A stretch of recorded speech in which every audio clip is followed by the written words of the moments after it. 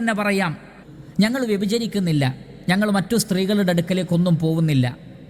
അതുകൊണ്ട് തന്നെ സ്വയം ലൈംഗിക സുഖം ആസ്വദിക്കുവാൻ അനുവാദമുണ്ടോ? അഥവാ ഒറ്റ വാക്കിൽ പറഞ്ഞാൽ സ്വയം ഭോഗം ചെയ്യുവാൻ അനുവാദമുണ്ടോ സ്ത്രീകൾക്കും പുരുഷന്മാർക്കും ഇസ്ലാമിൽ?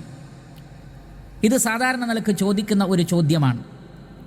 അതിന് ഇസ്ലാമിക ലോകത്തിലെ അഗ്രേസരന്മാരായ പണ്ഡിതന്മാർ, അവരിൽ മഹാഭൂരിപക്ഷവും എന്ന് തന്നെ പറയാം, അല്ലെങ്കിൽ ചില ഉലമാക്കൾ സൂചിപ്പിച്ചതുപോലെ ഇജ്മാഅോടുകൂടി പ്രമാണത്തിൻ്റെ അടിസ്ഥാനത്തിൽ അവർ സൂചിപ്പിച്ചിട്ടുള്ളത് സ്വയം ഭോഗം ചെയ്യുക എന്നത് ഹറാമാണ്, പാടില്ലാത്ത കാര്യമാണ്. എന്താണ് അതിനുള്ള തെളിവ്? ആ തെളിവുകളിൽ ഏറ്റവും പ്രധാനപ്പെട്ടത് നാം ഈ സൂചിപ്പിച്ച ഈ ആയത്ത് തന്നെയാണ്.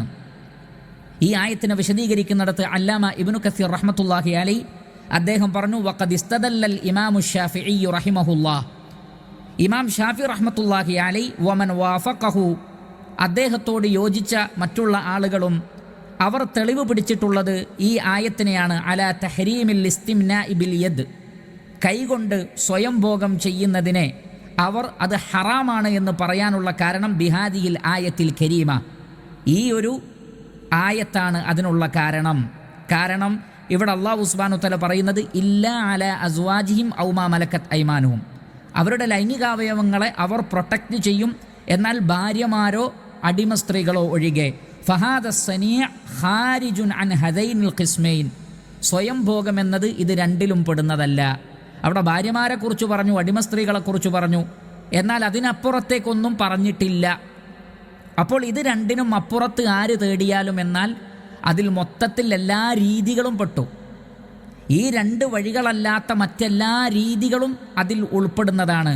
അതുകൊണ്ട് തന്നെ കൈകൊണ്ട് സ്വയം ഭോഗം ചെയ്യുക എന്നത് ഈ ഒരു ഖിസ്മിൽ പെടുന്നതല്ല എന്ന് അല്ലാഹു സുബ്ഹാനഹു വ തആല വ്യക്തമാക്കിയിരിക്കുന്നു. അതുകൊണ്ട് ഈ ആയത്ത് ഇത്തരത്തിലുള്ള ഒരു പ്രവർത്തനം ഹറാമാണ്, നിഷിദ്ധമാണ് എന്നതിന് തെളിവാണ് എന്ന് അല്ലാമ ഇബ്നു കസീർ റഹ്മത്തുള്ളാഹി അലൈഹി സൂചിപ്പിക്കുകയാണ്.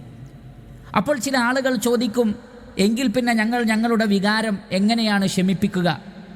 ഇതല്ലാത്ത മറ്റു വഴികളില്ലല്ലോ. അവിടെ നമുക്ക് പറയാനുള്ളത് നിയമാനുസൃതമായ ഇണകൾ നമ്മുടെ കൂടെ ഉണ്ടായിരിക്കുക എന്നത് തന്നെയാണ്. ഇണകളെ അല്ലാഹു സുബ്ഹാനഹു വ തആല നിശ്ചയിച്ച് തന്നതുപോലും ലൈംഗികാവയവങ്ങളെ പ്രൊട്ടക്റ്റ് ചെയ്യാൻ വേണ്ടിയാണ്. എന്തിനാണ് വിവാഹം കഴിക്കുന്നത്? ലൈംഗികാവയവങ്ങളെ പ്രൊട്ടക്റ്റ് ചെയ്യാൻ. അതുകൊണ്ടാണ് ദീനിൻ്റെ പകുതി സംരക്ഷിച്ചു എന്ന് പറയാനുള്ള കാരണം.